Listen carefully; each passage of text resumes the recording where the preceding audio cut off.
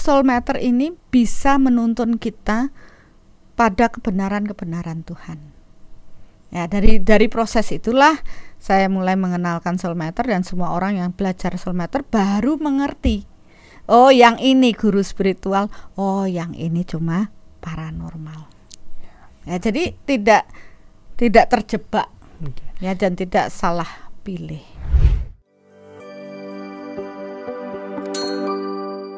Halo, ketemu lagi dengan saya Dr. Asto, dan sekarang seperti biasa kita ada di YouTube Bunda Arsaningsih dan di segmen Tanya Bunda. Jadi ini adalah satu segmen, bagi yang teman-teman yang belum tahu ya, ini adalah satu segmen di mana pertanyaan-pertanyaan yang masuk di YouTube Bunda Arsaningsih maupun di Facebook ataupun di Instagram dirangkum dan ditanyakan kepada Bunda. Jadi Bunda ada kesempatan untuk menjawab pertanyaan-pertanyaan tersebut. Tentunya seperti biasa Bunda akan melihat dari sudut pandang energi dan vibrasi, karena memang di situ spesialisasinya Bunda. Dan untuk teman-teman yang belum subscribe, kalau memang tertarik dengan proses pertumbuhan jiwa dan proses mengenal diri, mendingan subscribe deh, soalnya channel ini akan banyak banget ngebahas tentang proses itu, dan kita akan upload video setidaknya seminggu sekali. Oke, kita langsung aja kita sapa dulu tuan rumah, nyonya rumah apa nyonya rumah Bunda Arsaningsih. Iya, senang sekali bisa bertemu dengan Bapak Ibu semuanya, dan saya akan mencoba menjawab nih pertanyaan-pertanyaan Bapak Ibu. Tapi yang ngerangkumnya Dr. Asto ya. Maksudnya yang ngumpulin list-list pertanyaan adalah Dr. Asto. Nah, dia punya tugas untuk mencari dan tentunya untuk memilih pakai SM nggak ya? Soul matter ya. Pakai soul matter. Nah, cuma kita sudah sepakat nih bahwa saya tidak boleh tahu dulu pertanyaannya, ya kan? Ya, kenapa nggak boleh tahu dulu supaya seru? Jadi kalau misalnya saya kasih tahu dulu seminggu sebelumnya, udah riset dulu, nggak seru. Nanti yang disampaikan hasil risetnya, bukan dari hasil pengalaman ataupun pemahaman dari Bunda. Oke, syarat kedua adalah itu bisa memberikan proses edukasi. Jadi saya ukur dari 0 sampai 10 berapa poin sih itu bisa memberikan proses edukasi. Dan berikutnya adalah bukan pertanyaan yang bersifat pribadi. Maksudnya kalau ada orang nanya, Bunda, saya reinkarnasi siapa? Kalau seperti itu bukan masuk kategori ya. Iya, betul. Jadi memang dipilih yang tidak bersifat pribadi, jadi bisa untuk belajar banyak orang. Mungkin seperti itu. Ya, itu dah yang terjadi karena niat kita tulus untuk berbagi, dan karena kita paham ya, ketika kita berbagi kebenaran kepada banyak orang, maka tentunya dengan memberi kita menerima, kualitas hidup kita menjadi lebih baik ya. Disinilah kita mempunyai peran ya. Mudah-mudahan Bapak Ibu dapat terbantu dengan proses channel Bunda Arsaningsih ini, karena yang terlibat nggak cuma kita berdua ya. Di sini kita melibatkan banyak orang yang tentunya dalam proses pembuatan sampai ide kreatif dan banyak sekali, dan saya yakin mereka juga dengan tulus ikhlas menyiapkan proses pembelajaran ya, kayak ini. Waktu itu ada Bunda cerita, ada yang message, ternyata bikin videonya nggak sesimpel itu ya. Iya, meditasi online-nya nggak sesimpel itu. Ya iya, jadi kita melibatkan banyak orang di sini, dan tim kreatif ini semua punya semangat untuk berbagi, dan saya rasa mereka juga menanam karma baik ya untuk proses mengedukasi banyak orang. Oke, kita sudah siap nih Bunda masuk ke pertanyaan? Boleh. Oke, saya deg-degan nih. Aduh. Ini sekali lagi ini bukan satu pertanyaan dari orang tertentu ya. Ini hasil dari baca komen, udah gitu melihat apa sih sebenarnya masalahnya, dan banyak orang yang komennya gini, aduh nih saya jadi takut belajar spiritual gitu. Ada yang bilang saya takut belajar spiritual, takutnya nanti banyak penderitaan yang saya terima. Itu kan itu udah bahas tuh Tanya Bunda yang spiritual bikin menderita, itu udah bahas. Mungkin untuk yang belum nonton, tonton deh, di situ Bunda jelasin. Nah, pertanyaan berikutnya dia bilang, ada juga yang bilang saya takut belajar spiritual soalnya saya tahu kalau misalnya orang nanti yang udah bertumbuh secara spiritual bisa ngelihat makhluk halus, bisa ngelihat, bisa tahu ini, bisa tahu itu. Saya takut nanti jadi paranormal gitu. Oh, iya sih. Jadi mungkin ya siapa tahu dari viewer nih ada yang masih agak ragu-ragu. Iya nggak sih saya belajar spiritual, jangan-jangan nanti saya jadi paranormal atau jadi apalah itu kan gitu. Kira-kira gimana Bun, bisa sedikit ditenangkan atau bagaimana? Mungkin dijelaskan sejelas-jelasnya. Oh, berarti mereka takut ya karena mau jadi paranormal itu ya? Ya kadang-kadang ada yang gitu. Oh saya tiba-tiba jadi bisa mungkin memang karena ya Bunda udah sempat cerita pertumbuhan jiwa itu kan berjalan nggak cuma di kehidupan ini kan gitu. Ya mungkin itu satu hal yang dia sudah latih dari kehidupan sebelumnya. Tiba-tiba bisa mendengar sesuatu. Terus atau kadang-kadang ada yang bilang saya tuh bisa tahu sesuatu tuh terjadi, tapi sesuatu tuh akan terjadi. Tapi waktu saya kasih tahu ke orang itu bilang, alah kamu nggak usah mikir macam-macam. Beneran terjadi. Begitu beneran terjadi dia merasa bersalah. Ada yang seperti itu. Iya.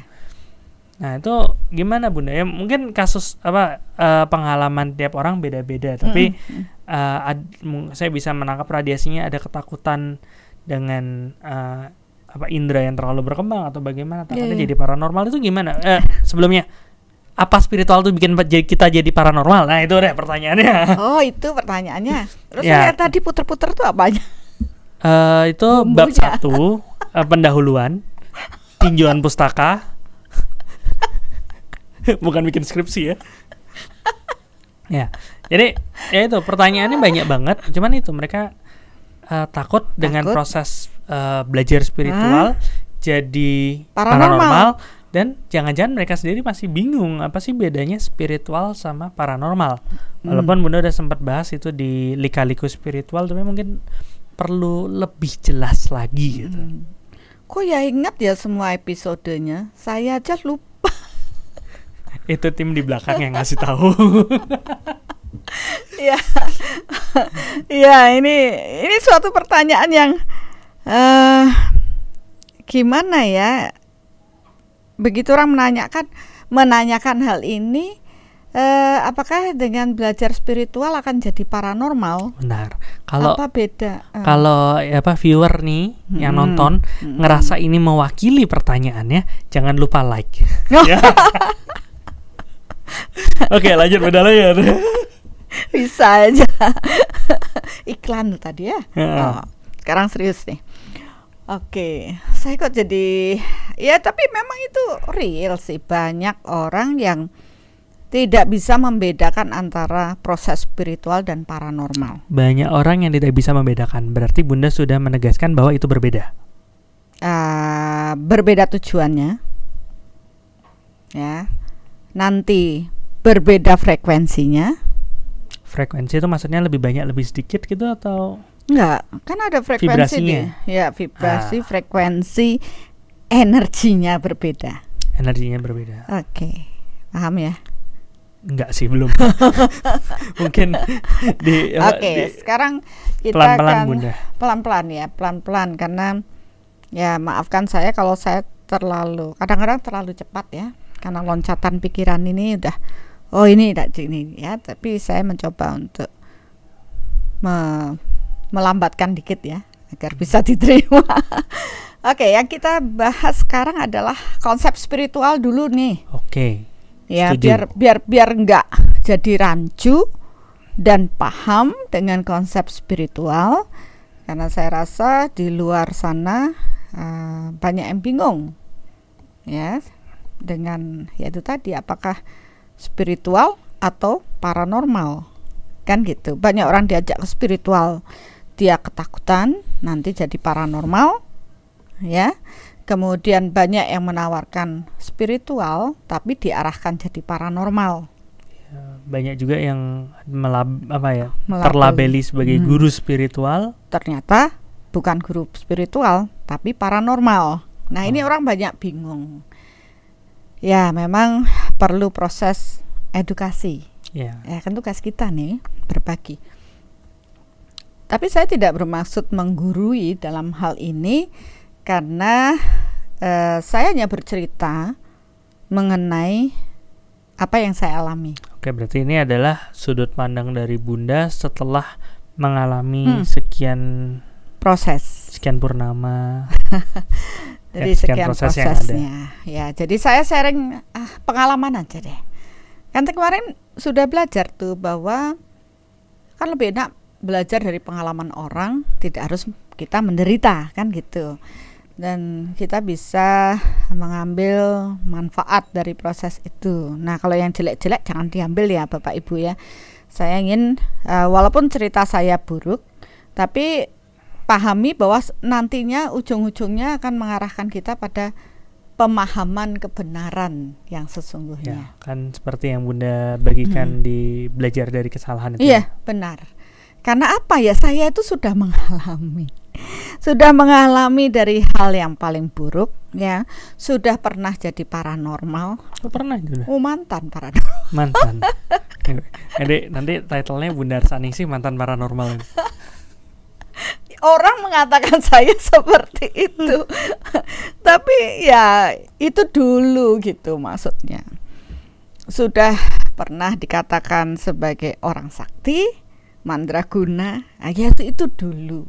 Orang gila juga pernah. Orang gila apalagi sudah ya. Jadi banyak kejadian yang saya alami dan itu memperkaya proses pembelajaran jiwa saya. Ya, saya akhirnya sekarang menyadari saya bukan siapa-siapa. Akhirnya saya menyadari bahwa bukan itu gitu. Saya bukan siapa-siapa. Cuma saya ingin berbagi supaya Bapak Ibu akhirnya bisa paham ya untuk apa kita lahir, apa yang harus kita lakukan, isi dalam kehidupan ini, dan tujuannya lahir itu untuk apa, dan menyelesaikan semua proses kehidupan ini dengan bahagia tuh, untuk kembali pulang gitu. Kayak diskusi di grup Telegram langkah awal. Iya, ini lagi seru. Langkah awal mengenal jati diri. Lagi seru nih.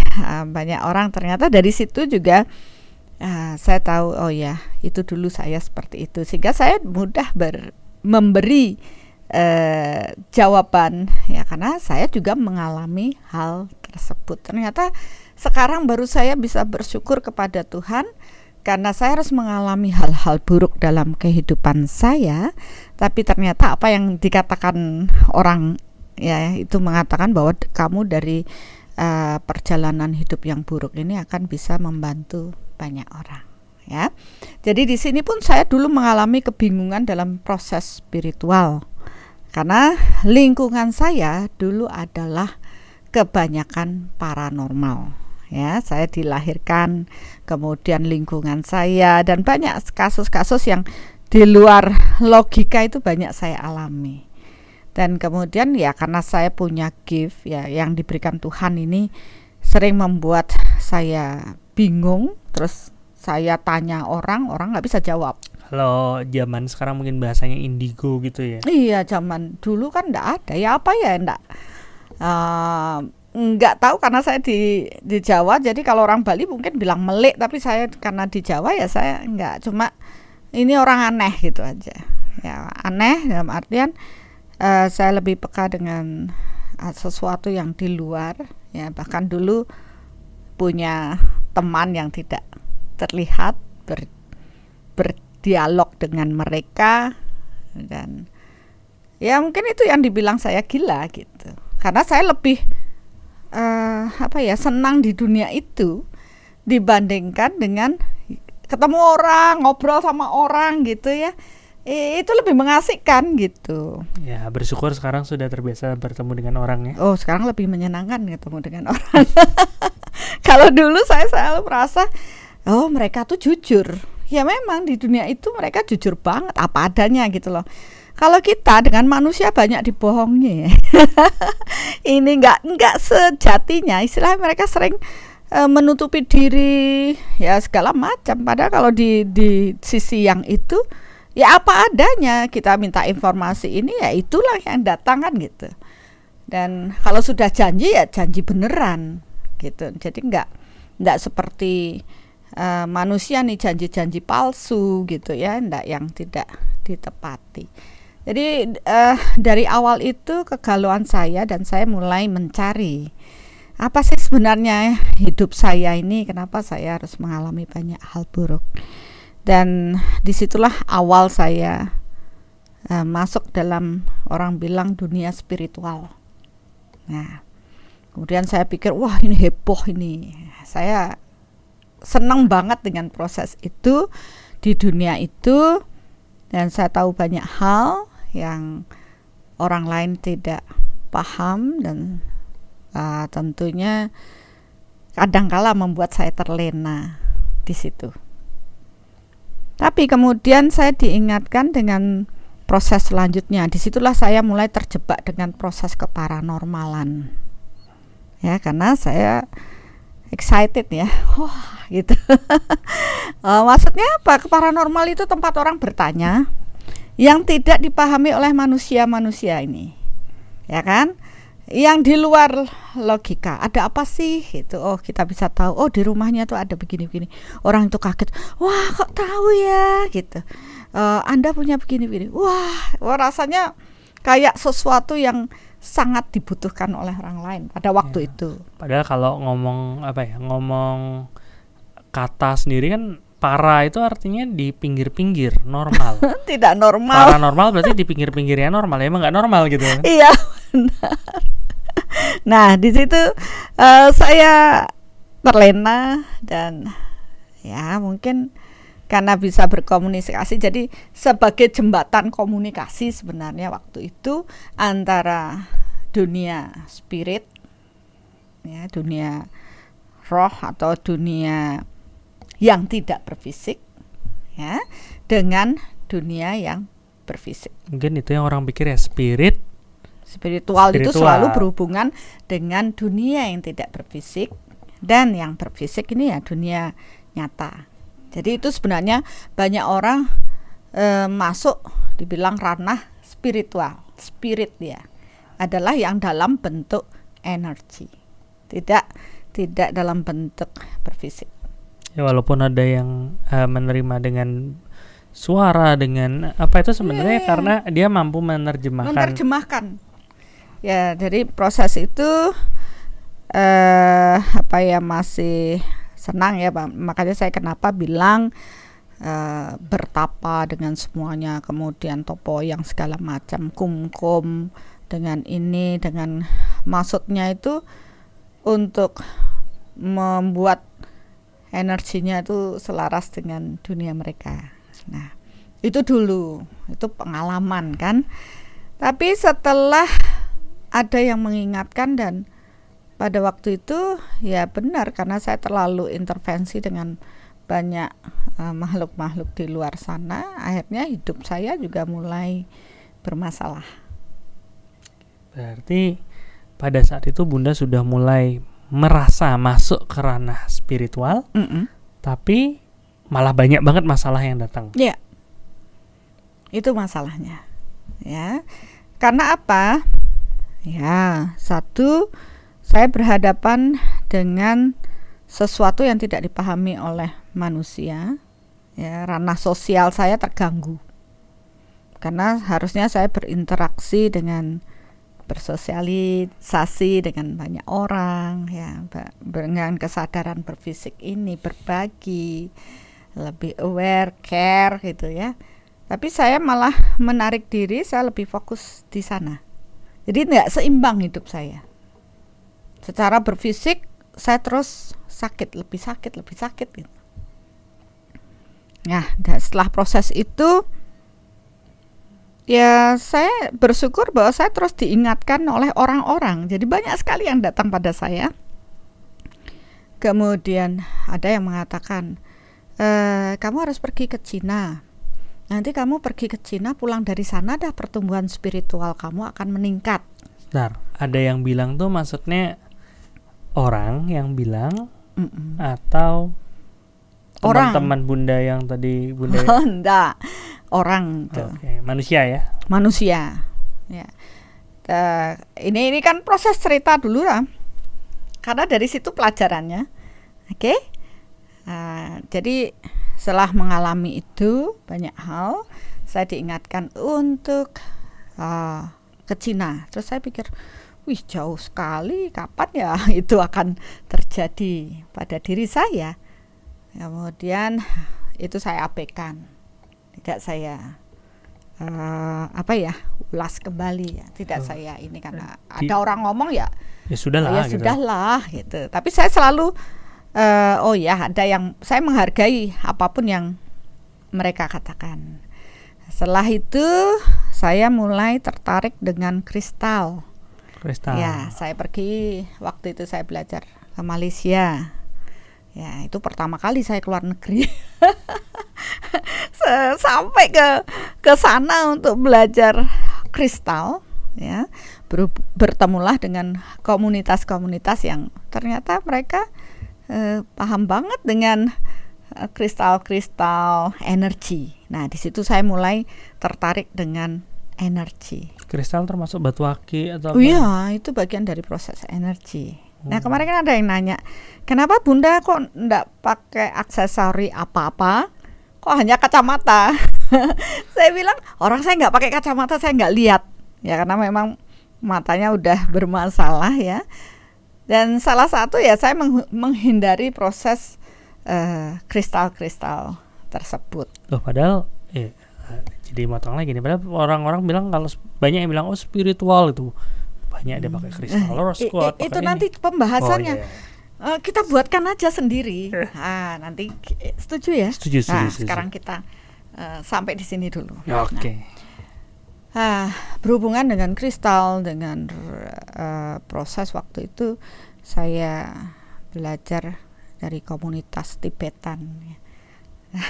Jadi kebaca nih. Jadi di situ saya mulai, saya salah, saya tidak di situ gitu. Saya mulai naik kelas gitu.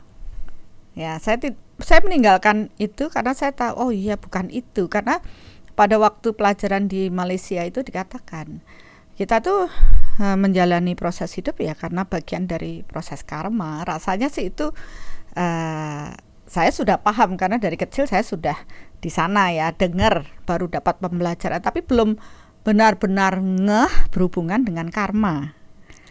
Ya, jadi saya belum melakukan pengamatan dengan proses karma. Saya hanya komplain, ya, kenapa saya sakit, kenapa saya gini, tapi saya selalu mencari jawaban itu keluar.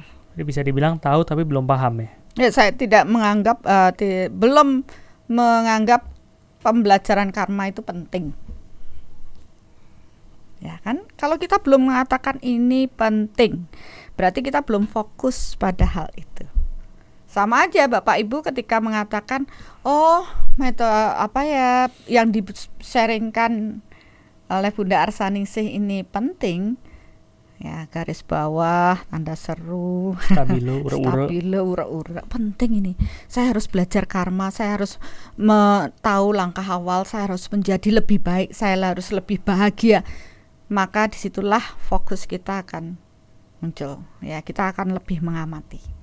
Karena energi mengikuti pikiran. Ya. Nah, begitu saya menganggap itu penting, saya mulai mendengarkan.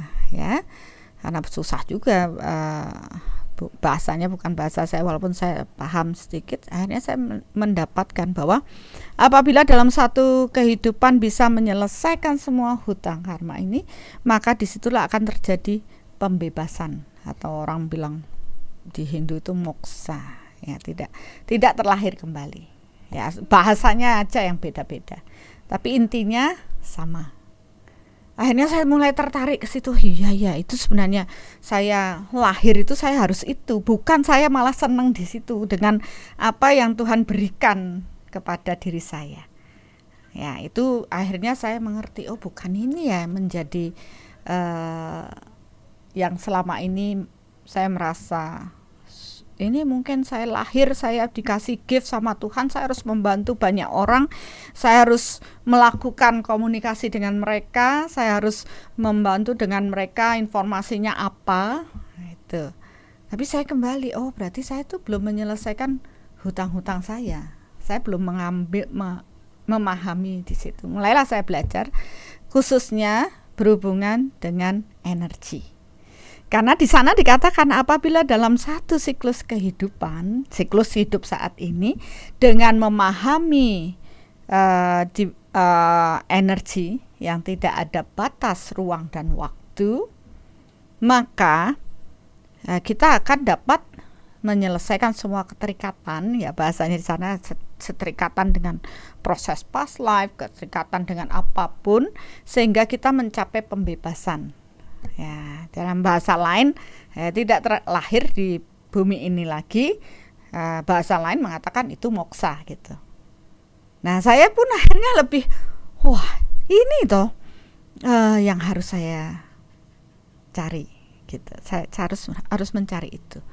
Maka saya pun mencari proses pembelajaran secara energi. Walaupun di situ saya dapat itu kenapa sih kristal ini begini, apa yang ada di dalam kristal ini, makhluknya bagaimana, apa yang bisa diisi, apa yang bisa diundang masuk. Nah itu kan energi. Ya kebetulan saya paham, oh yang datang makhluk ini, oke, masuk ini rumahmu, diam ya kamu di situ. Nah, kan itu nilai tambah saya jualan kristal dulu. Sekarang udah nggak jualan? Oh enggak. Saya Oke, lanjut. Nah, dari situ saya mulai, oh iya ya, ternyata saya harus ini. Saya mulai lagi, ya itu yang saya bilang dengan proses naik kelas. Ketika ada kesadaran bertumbuh, kita akan meninggalkan satu ranah dan menapak ke atas. Sama juga kayak kita jalan ya. Kalau kita mau jalan dari sini ke sana tapi nggak mau ngangkat kaki, nggak bisa juga ya. Iya, sama seperti jalan atau naik tangga. Kalau naik tangga nih ya, naik kan satu kaki melangkah ke atas. Iya. Yang satu masih ada di bawah, bisakah dia naik? Ya harus diangkat. Ya harus diangkat. Maka kita pun harus ikhlas ngangkat kaki ke atas. Harus ikhlas meninggalkan yang di bawah ini. Nah, itu pergulatan batin saya antara saya senang di sini, tapi saya harus meninggalkan itu dan naik di sini. Itu tidak mudah karena dunia ini, dunia keparanormalan tuh heboh. Dunia menyenangkan ya. Dan menyenangkan. Menyenangkan yang kadang-kadang juga menyesatkan. Itu di situ saya paham banyak orang tersesat, banyak orang yang bingung, tambah bingung ya dengan informasi yang masuk. Apalagi kalau bertanya pada orang yang bingung gitu. Oh iya, kalau nanya sama yang ngerti aja kadang-kadang kita bingung. Kalau kita nanya sama yang bingung, ya tambah bingung. Ya, apalagi ya saya tahu orang yang bertanya atau senang dengan di situ sebenarnya dia juga bingung gitu loh. Orang bingung bertanya pada orang bingung. Mari bingung bersama. Bingung bersama karena nggak ada pakemnya. Maksudnya pakemnya tuh nggak ada. Kenapa? Semua orang opininya berbeda-beda. Sesuai dengan yang ini akan jawabnya ini, yang itu dia akan jawab itu. Jadi kalau menanyakan satu masalah pada beberapa orang yang pintar, hasilnya ya sesuai dengan kemampuan orang tersebut yang ditanya. Bisa aja bertanya sama 15 orang. Jawabannya 15 beda semua. Bisa jawabannya 16 ya Bun? Oh ya enggak lah. Oh kalau bertanya sama yang nggak kelihatan bisa sampai 100. Nah itu yang membuat saya, oh iya ya, saya mulai masuk di situ. Saya mulai merasa bersalah. Ya, bersalah saya. Ya mudah-mudahan Bapak Ibu yang dulu sudah kenal saya bisa memaafkan saya. Yang walaupun saya, ya itulah kemampuan saya dulu. Tapi ya mudah-mudahan itu membantu gitu loh, membantu menjadi lebih baik. Tapi kan pada saat itu itulah yang terbaik yang Bunda bisa berikan. Itulah yang terbaik yang saya bisa. Kenapa Ada yang bilang sama saya kok selalu pengen bantu orang, saya bilang itulah saya dulu. Saya tidak memikirkan diri saya, tapi saya begitu ada orang kesusahan aja sedikit, saya sudah pengen bantu orang gitu. Ya, dulu saya nggak ngerti kenapa sifat saya seperti itu, sampai ada yang bilang sama saya, kamu itu tolol, bodoh dan tolol gitu. Kenapa kamu hanya ngurusi orang lain? Coba lihat di dalam dirimu sendiri. Kamu tidak melakukan apa-apa. Ya, saya digitukan. Nah, mulai saya masuk ke dalam. Maksudnya apa? Saya sudah melakukan banyak perbuatan baik. Tapi kenapa kok saya dibilang bodoh dan tolol? Ya, tapi saya bersyukur. Dari beliaulah saya belajar lagi. Gitu.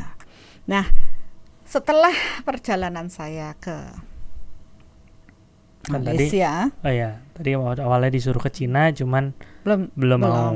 Habis itu malah ke Malaysia gitu. Malah ke Malaysia. Ada juga orang ngajakin gitu. Cuma di sana lebih heboh lagi gitu. Ada orang yang bilang, saya adalah murid dari saya. Maksudnya ada orang yang ketemu, ada orang yang bilang, ya itu tadi kamu akan dicari banyak orang begini-begini. Terus saya bilang, dulu kakek saya udah bilang waktu saya lahir saya akan begitu gitu. Jadi ibu saya udah tahu kalau saya itu lahir nanti akan selalu berhubungan dengan banyak orang. Ya orang Bali mungkin bilang itu melek. Ya saya nggak tahu kan, saya jalani aja. Tapi ya kesini pantas dah kenapa saya selalu ingin berbagi dengan banyak orang, karena rekaman past life saya dulu sudah di sana. Jadi saya harus mengalami dulu nih tahapan yang paling rendah ini dengan makhluk-makhluk tataran ini, yang itu ya. Kemudian naik kelas. Ya, naik kelas pasti ya, karena saya harus sudah tidak di situ untuk naik kelas sesuai dengan saya harus bayar karma dengan mereka-mereka dalam hidup ini. Saya naik kelas. Di naik kelas ini baru saya mulai menaruh perhatian lebih. Jadi saya lebih di sini lagi. Nah, setelah proses itu saya mengalami masalah dengan sakit tadi. Stroke ya yang pertama, kemudian mulai melihat ke dalam, apa yang harus saya ini kan dengan sakit saya, karena sebelumnya saya terlalu euforia. Kemudian saya lebih perhatian ke dalam, karena ada orang bilang kamu tolol, bodoh dan tolol, hanya ngurusi orang tapi nggak pernah ngurusi diri sendiri. Akhirnya disitulah saya belajar ke proses penyembuhan dengan banyak metode penyembuhan kan, karena metode penyembuhan dengan energi kan tidak hanya satu. Tapi Bunda nggak fokus sama satu? Tidak, karena saya berpatokan bahwa dengan saya bisa memahami dari banyak orang, saya tidak menjadi fanatik dari proses itu. Ya mungkin past life saya sudah begitu. Ya saya yang ini caranya begini, yang itu caranya begitu, dan saya senang belajar masalahnya. Di sini saya akhirnya bisa lihat kelemahannya di sini, ini masalahnya gini. Jadi segala bentuk, karena pingin sehat, dengan segala bentuk proses penyembuhan dari akupresur, akupuntur, energi dan segalanya lah ini untuk saya. Berhubungan juga sama pengalaman Bunda yang Bunda ceritain yang sakit-sakitan itu ya. Akhirnya ya setahu saya kan apapun sakit harus sembuh gitu. Ya karena belum paham di tingkat level karma yang lebih dalam gitu. Ya, akhirnya saya berkutat di situ dan akhirnya saya paham. Di situ saya mengerti bahwa manusia itu sebenarnya makhluk spiritual. Nah, akhirnya saya mikir, lah selama ini menjadi paranormal itu masuk di ranah spiritual. Nah, saya bingung lagi maksudnya gimana, karena waktu saya di sana saya tidak ada penjelasan ini. Ilmu pengetahuannya cuma mentok segitu aja. Dan itu tidak ada penuntunnya gitu loh. Yang menuntun saya ya makhluk-makhluk yang ngasih info ke saya. Ini gini-gini. Oke. Besok lagi datang lagi. Gimana nih? Ini gini-gini. Informasinya di situ. Ya bahkan orang yang mau meninggal atau yang sudah meninggal ya bilang juga, tolong bantu anak saya begini-begini, ya dari mereka juga. Tapi itu ternyata tidak menyelesaikan masalah. Ya, nggak menyelesaikan masalah Bunda sendiri ya. Iya, akhirnya kan nanya lagi, loh bukan itu, terus yang mana? Apa yang harus saya lakukan? Disitulah saya ngerti bahwa sesungguhnya manusia adalah makhluk spiritual. Manusia adalah makhluk spiritual. Iya, yang bertubuh fisik. Oke, berarti ini manusia ada fisik sama Energi. energi. Nah, setelah Energi saya itu paham, spirit itu, spiritual ya, itu berarti. Setelah saya belajar energi, baru terbuka nih. Oh, ternyata tubuh saya itu ya tubuh spiritual, tapi ada tubuh fisiknya. Berarti ya inilah kenapa saya tahu yang itu, saya tahu yang ini gitu. Jadi saya semakin bersyukur. Oh ya Tuhan, terima kasih. Ternyata saya paham ini karena past life saya sudah di situ gitu loh. Sudah paham di antara dualisme.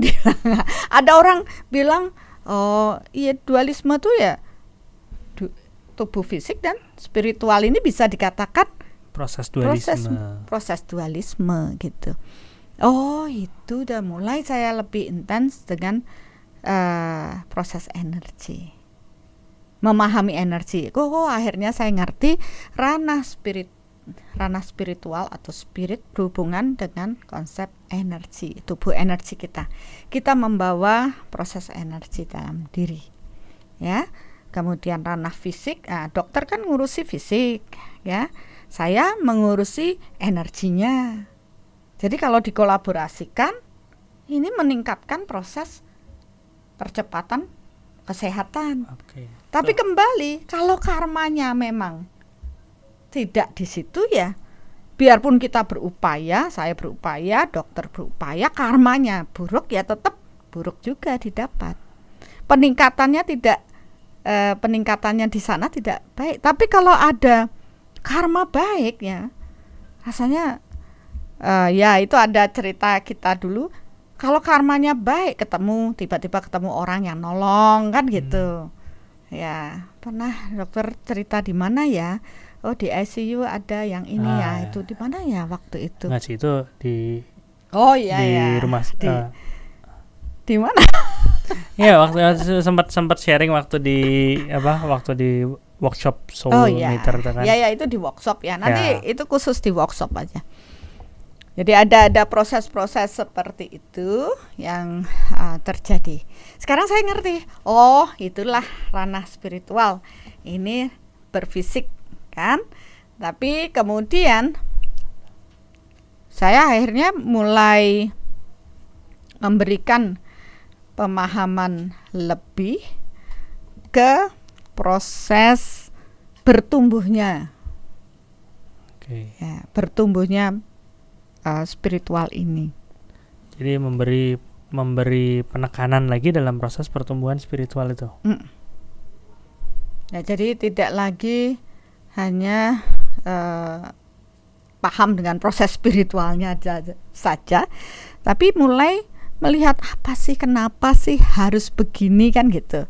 Mencari jawaban-jawaban dari pertanyaan-pertanyaan saya yang masih menumpuk banyak sekali. Jadi oh itu spiritual, oh ini fisik. Nah, orang banyak masih fokus di fisiknya. Ya, jadi beberapa membutuhkan bantuan untuk paham dengan proses spiritual dengan bantuan yaitu tadi ada paranormal. Ya, wajar juga sih, maksudnya kalau ya Bunda punya pengetahuan bahwa oh ada proses spiritual, ada proses tubuh fisik, ada yang tubuh energi kan gitu. Kalau misalnya dia cuman pahamnya dia tubuh fisik aja, dia kan fokus ke tubuh fisik aja dong kan gitu ya. Jadi ketika kita mau meningkat ini, tentunya kita sudah harus membuka diri pada proses ranah spiritual, tubuh energi atau berhubungan dengan proses energi di sekeliling kita, karena semua Einstein aja bilang semua adalah dalam bentuk energi. Itu sama juga yang dibilang sama Tesla kan? Ya. Kalau kamu mau tahu rahasia alam ini, kamu harus lihat dalam proses vibrasi dan energi. Dan Tesla juga ngomong kayak gitu. Benar. Jadi akhirnya ini yang dimaksud gitu ya. Dengan saya akhirnya bersyukur dengan kepekaan saya. Saya dulu merasa sakit-sakit, ternyata tanpa disadari di ranah itu energi saya tambah kotor. Karena saya berhubungan dengan banyak energi kotor yang terbentuk dari makhluk-makhluk yang secara energi belum pada kesadaran yang lebih tinggi. Oke, berarti bersinggungan dengan makhluk-makhluk tidak berfisik ini yang secara energinya masih kotor tuh juga mengotori tubuh. Iya, jadi tubuh spiritual kita ikut kotor. Kayak mungkin kayak Bunda sempat ceritain di yang entah apa yang merasuki itu ya, kalau nggak salah ya. Itu kan Bunda sempat cerita. Yang ada begini-begini tuh. Nah, saya lupa yang itu. Enggak, Bunda sempat cerita kan emang kalau orang sering kerasukan segala macam tanpa disadari itu ngotorin tubuhnya dia sendiri yang bikin dia malah sakit-sakitan. Sakit-sakitan. Itu ngaruh juga dengan Bunda yang pengaruh sekali. Kemarin yang berapa kali Bun? Operasi 8 kali, stroke 2 kali, serangan jantung berkali-kali, mati. Ya itu nanti itu disimpan dulu. Itu ngaruh juga ya, tapi ya proses. Pengaruh ya. Akhirnya setelah saya mempelajari dulu, prosesnya adalah penyembuhan, karena saya akhirnya menyadari tubuh energi saya kotor. Kemudian saya apa yang membuat, di situ baru terbuka ya.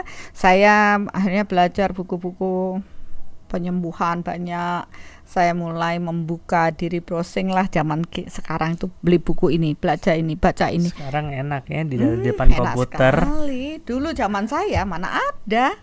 Saya harus mencari bukunya jauh sekali. Jadi kenapa saya senang sekali berada di toko buku Loak. Kalau sekarang kalau bingung nyarinya tanya Bunda usahanya. Sekarang enak. Kalau saya dulu harus cari dulu. Makanya kenapa saya punya perpustakaan sendiri sampai orang bengong ini, Gramedia pindah katanya. Karena saking banyak buku yang saya miliki. Jadi ada yang bertanya dasar teorinya dari mana?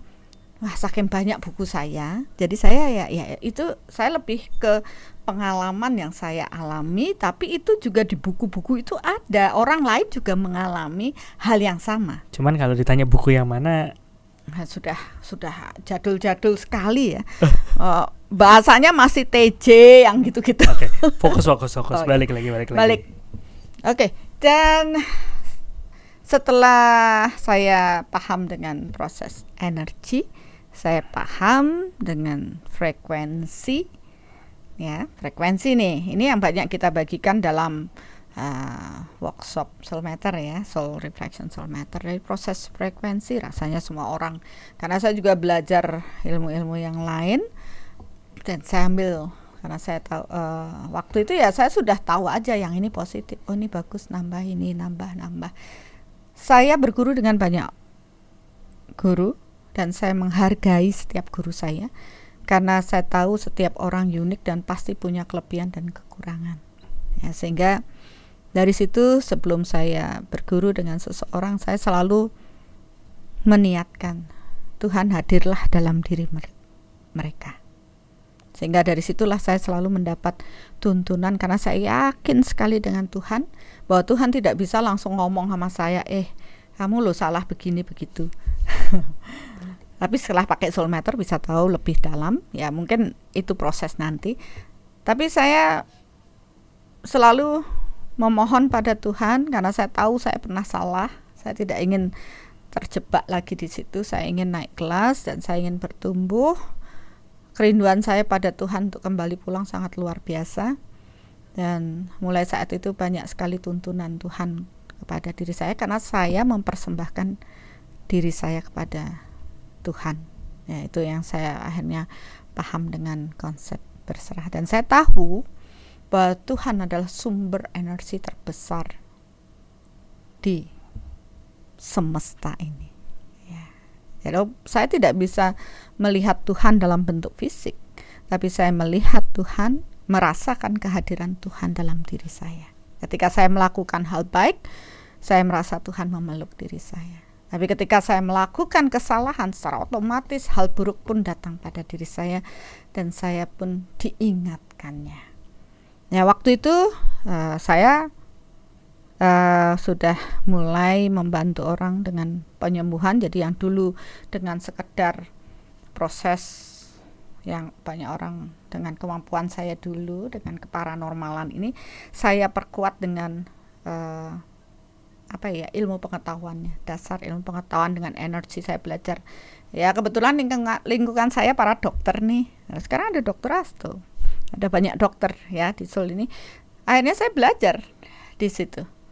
Ya karena saya dekat sekali sama dokternya. Suami saya dokter. Jadi di situ saya belajar, oh gini anatomi begini. Mulai logika saya pakai ndak yang sebelah kanan ya, yang kiri mulai kepake, oh imbang gitu. Mulai menyeimbangkan kehidupan saya. Dan di sini saya paham, oh iya itu ranah spiritual, itu ada paranormal ya. Tapi kemudian saya mikir lagi, saya butuh guru, yaitu guru yang kadang ya itu membingungkan ya. Saya berguru pada paranormal atau saya berguru pada guru spiritual. Ya, ini, nah, ntar dulu Bunda. Tadi kan Bunda berarti pertanyaannya ada nggak bedanya spiritual sama paranormal? Dari tadi berarti udah mulai kejawab ya. Yeah. Perbedaannya kalau emang spiritual tuh lebih ke proses spirit dalam dirinya dan mengenal dalam dirinya, sedangkan paranormal itu ya belajar spirit yang di luar dan akhirnya bukan fokus ngurusin ke dalam, malah fokus ngurusin keluar. Oke, itu yang saya tangkap nih dari apa yang Bunda cerita. Udah benar belum? Iya begitulah. Oke, berarti masuk nih ke pertanyaan berikutnya. Soalnya Bunda yang bawa ke sana, Bunda kan banyak juga yang nanya. Gimana caranya tahu nih saya memilih guru yang benar tuh seperti apa? Bunda juga ngalamin proses seperti itu? Banyak sekali. Ya kalau misalnya sama prosesnya ya. Ini ada iklan lagi. Oke, lanjut. Ya ampun. Ini harus serius jawabnya. Yang tadi nggak serius juga. Maksudnya begini, ketika saya diarahkan dalam proses ini, sudah jelas ya, kita manusia adalah makhluk spiritual. Karena di dalam diri kita ada spirit, ada jiwa, ada roh ya, yang membuat kita bisa melakukan semua aktivitas dengan tubuh fisik.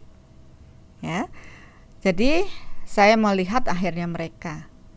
Kemudian, itu juga spirit, banyak sekali spiritnya, dan saya tahu ada tingkatan-tingkatan dalam proses makhluk yang tidak berfisik ini. Ya, dan dari situ kemudian saya mulai tadi fokusnya ke penyembuhan ya. Oke, jadi saya tahu juga yang ini ada beberapa proses penyembuhan dengan memasukkan spirit yang nolongin dengan ini. Ada yang gitu juga Bunda? Oh ya ada, kan kemarin udah dibahas. Udah sih, maksudnya kemarin kan yang di video sebelumnya sempat bahasnya belajar gitu kan. Tapi baru ya ada yang disehat karena dimasukin sesuatu gitu. Bisa, mau jadi apa aja bisa. Ya itulah tadi, mereka pun kenapa kita bisa seperti itu, karena kita punya tubuh spirit juga. Ya. Jadi ya bisa aja kalau dia tahu. Jadi kalau dibilang kalau hanya dengan ilmu pengetahuan lah tabir ini dapat dibuka, sehingga sesuatu yang tadinya gaib menjadi sesuatu yang tidak gaib lagi. Ya sebenarnya dengan memenuhi diri dengan ilmu pengetahuan lah kita akan paham ya, dengan membuka batas antara fisik dan energi ini, tidak ada batas lagi. Akhirnya kita menyadari, oh iya manusia adalah punya tubuh spiritual dan fisik. Ya kita menyeimbangkan dua hal ini, lahir dan batin. Batin itu tidak terlihat, lahirnya terlihat. Jadi harus selaras, nggak bisa orang hanya ngurus fisik aja atau ya baliknya. Lahir aja, batinnya nggak ya. Jadi tetap menjadi, kenapa sih Tuhan memberi kita dua tubuh ini yang fisik dan lahir dan batin? Ya karena Tuhan ingin kita itu naik kelas. Karena kita harus berproses menyelaraskan keseimbangan lahir dan batin ini. Ini pelajaran tingkat tinggi. Kalau sama orang yang masih hanya berkutat di fisik, berarti dia belum naik kelas. Dia masih di luar tadi, spirit yang di luar, berarti dia belum naik kelas, belum menemukan jati dirinya. ya kan? Masih separuh-separuh gitu ya. Baru separuh. Ya itu sudah bagus, sudah paham ranah spiritual. Yang masih hanya fokus fisik aja, ngurusi fisik aja, itu ya masih harus bertumbuh. Nah begitu dia sudah harus lewat ini dulu, kan semua harus dilalui. Nah kita nggak bisa menghakimi, wah dia begini. Lawang rekaman pas live-nya dia baru di situ, atau dia belum di situ, sekarang baru nemu itu kan jadi euforia.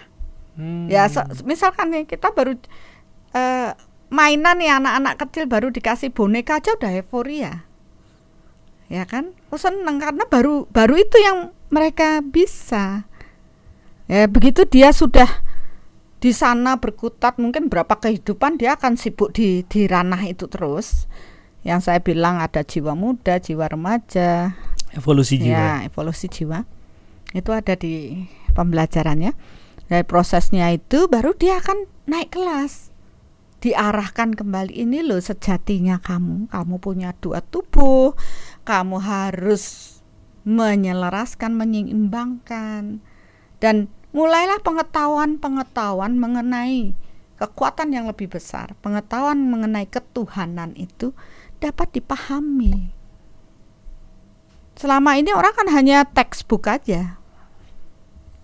Ya, dari apa yang diturunkan, apa yang ini, tanpa proses mengalami, memahami lebih dalam. Walaupun saya menyadari akhirnya dari semuanya akan mencapai tingkatan ini, energi ini. Ya kan kita udah lihat, oh yang ini, oh nanti juga nyampainya di energi. Oh yang ini, walaupun awalnya harus belajar ini dulu, baru nanti sampai juga di sini. Dan itu pun penyebutan energinya nggak semuanya nyebutin itu energi gitu ya. Benar. Tapi inilah semua mengarah pada kekuatan Tuhan. Maka sekarang saya pun membatasi. Oh berarti ranah spiritual saya mengarah pada spirit yang lebih tinggi, yaitu pada kekuatan Tuhan.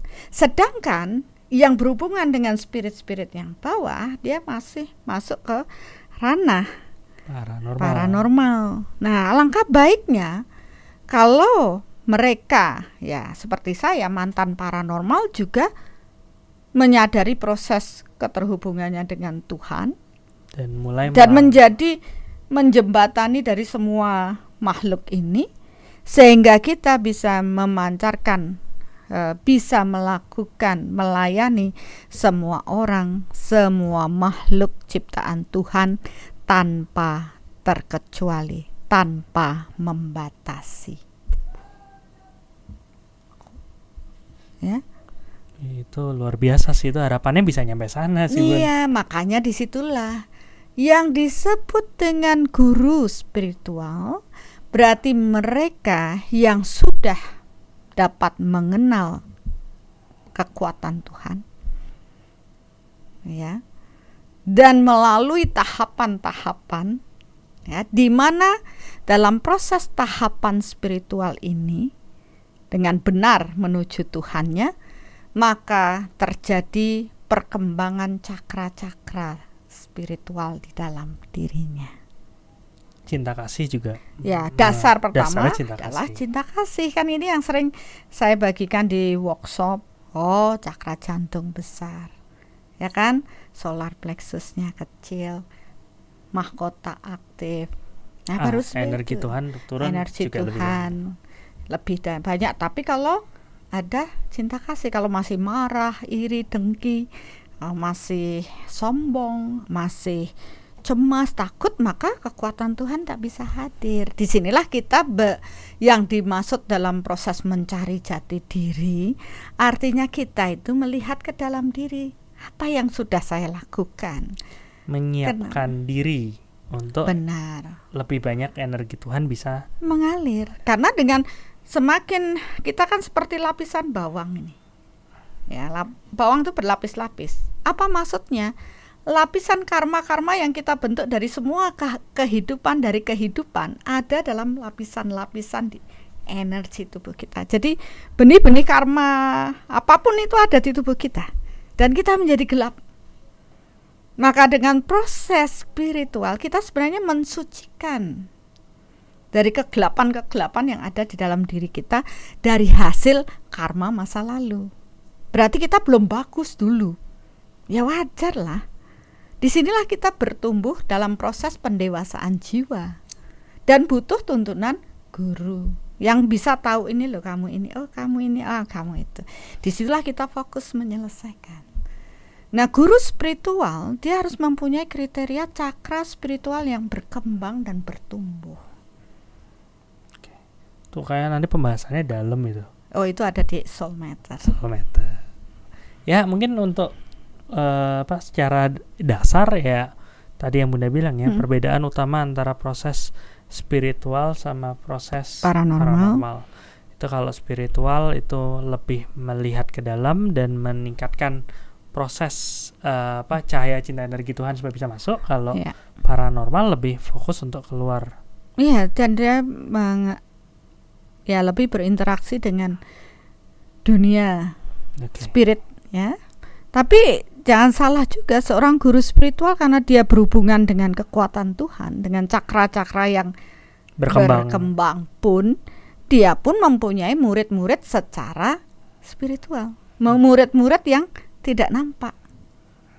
Ya, karena mereka yang dengan berkesadaran tanpa berfisik pun, mereka pun butuh tuntunan guru untuk pertumbuhan evolusi rohnya.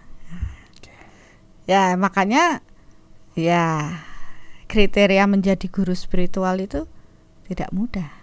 Ya. Karena itu juga bagian dari past life. Dari evolusi jiwanya dulu ya. Iya.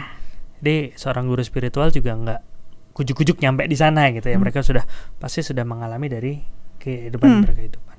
Oke, sepertinya udah cukup jelas sih proses antara beda spiritual sama paranormal. Cuman satu sih yang tadi belum sempat Bunda jawab dikit. Apa itu? Apa iya kalau belajar spiritual nanti jadi tahu ini jadi tahu itu, ada ya mungkin itu kalau itu terjawab ya mungkin bisa menenangkan lah. Tapi itu ada dua loh jawabannya. Beberapa orang dengan belajar spiritual itu malah senang karena dia pikir dengan itu dia akan tahu lebih daripada yang lain. Tapi ada yang takut, nanti saya lihat ini lihat itu, nggak siap ini itu. Ya. Sebenarnya bagi saya semakin kesini, ya seperti yang kita pelajari di Soul ini kan memahami jati diri. Saya membuat itu tidak lagi fokus pada bagaimana makhluk dan semuanya, tapi kita merasakan kehadiran mereka tanpa melihat secara berfisik, tapi merasakan secara energi. Jadi lebih tenang ya. Lebih tenang karena kita tidak belajar untuk clairvoyant. Ya, maksudnya saya pernah belajar clairvoyant biar bisa melihat lebih jelas ini itu. Tapi bukan itu gitu loh. Malah semakin lihat semakin ya itu tadi takut terganggu.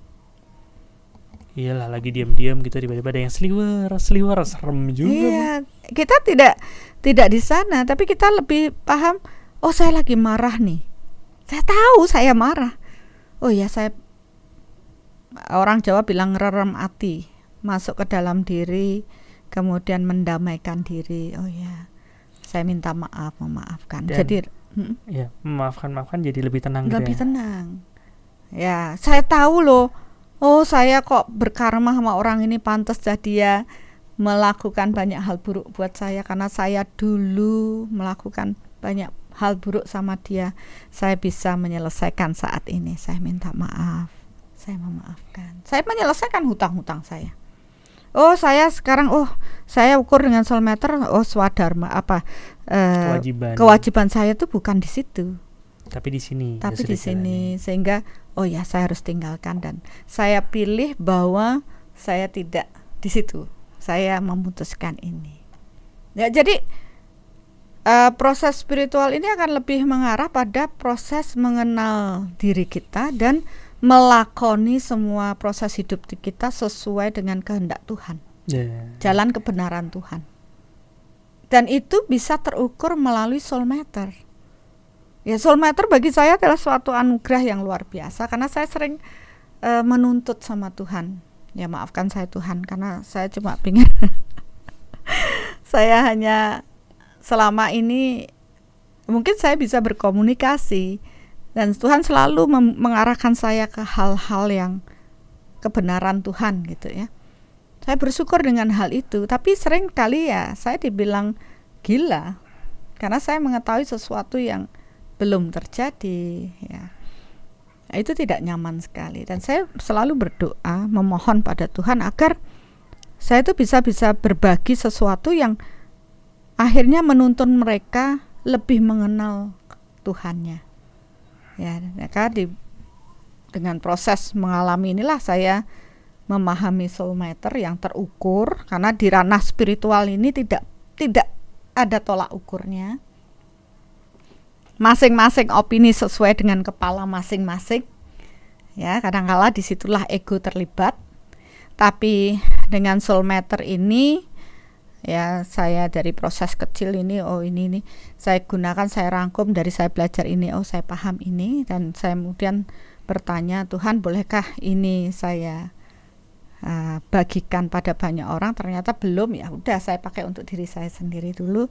Setelah saya membuktikan, saya tahu kelemahan, ini ternyata untuk bisa mengenal Tuhan kuncinya adalah rendah hati dan berserah kepada Tuhan.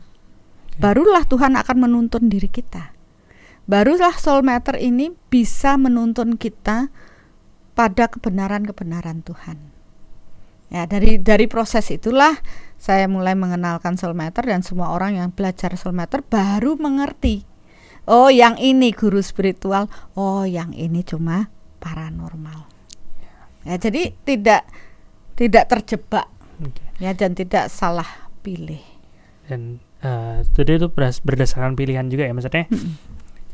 Mungkin orang yang sudah berkembang secara spiritual, indranya juga berkembang, cuman ada pilihan apakah mau mengasah terus ke arah yang ngelihat apa gitu, atau mengasah terus untuk melihat ke dalam diri gitu. Dan Bunda mengajak untuk ayolah kita nggak usah fokus untuk yang ngelihat keluar, tapi lebih fokus untuk melihat dalam diri. Iya, karena apa? Begitu kita melihat ke dalam diri, kita berbenah diri, kita mengenal kekuatan Tuhan, semua akan terbuka. Kita akan apa ya? Dengan melihat ke dalam, kita malah paham yang di luar, seperti itu. Iya, lebih akhirnya kita berbenah di dalam. Orang tuh bilang gini, jangan cukup senang ketika berada di kaki bukit, di kaki gunung. Di situ tuh sudah indah, ya. Tapi naiklah sampai di puncak gunungnya, karena dari puncak gunung kita bisa melihat semuanya. Kesemuanya. Mungkin itu aja disimak. Poinnya. Disimak dan poinnya adalah kita yang memilah sendiri. Kita mau berjalan ke arah mana? Apa mau sibuk ngurusin di luar yang di dalam keteteran, atau kita lebih fokus untuk ngurusin ke dalam, menyiapkan diri untuk energi Tuhan bisa mengalir ke dalam diri kita. Ya, saya rasa juga kalau kita masuk ke dalam diri, kita mengenal diri kita, akhirnya kita bisa berbuat banyak pada tidak hanya untuk diri kita sendiri, tapi semua orang, semua makhluk. Jadi kita juga akan bekerja untuk semua makhluk ya, termasuk yang ada di luar. Tapi untuk bisa berbagi keluar, benahi dalam diri. Oke, mungkin itu aja. Terima kasih Bunda sharingnya, karena nggak gampang sharing seperti itu. Itu pengalaman yang ya mungkin beberapa agak sedikit menguak-nguak luka-luka lama mungkin. Nggak tahu lah. Pastilah. Tapi untuk Bapak Ibu semua, tadi kalau video-video tentang hal-hal yang tadi saya sebutkan yang sudah pernah dijelaskan oleh Bunda di video-video yang sebelum-sebelumnya, linknya akan ditulis di deskripsi. Jadi kalau misalnya tadi Bunda ngomong apa di bagian mana, bisa klik di situ untuk nonton video-video berikutnya. Mungkin itu aja. Telaah dulu, resapi, dan mari bertumbuh bersama. Ya, mari bertumbuh bersama.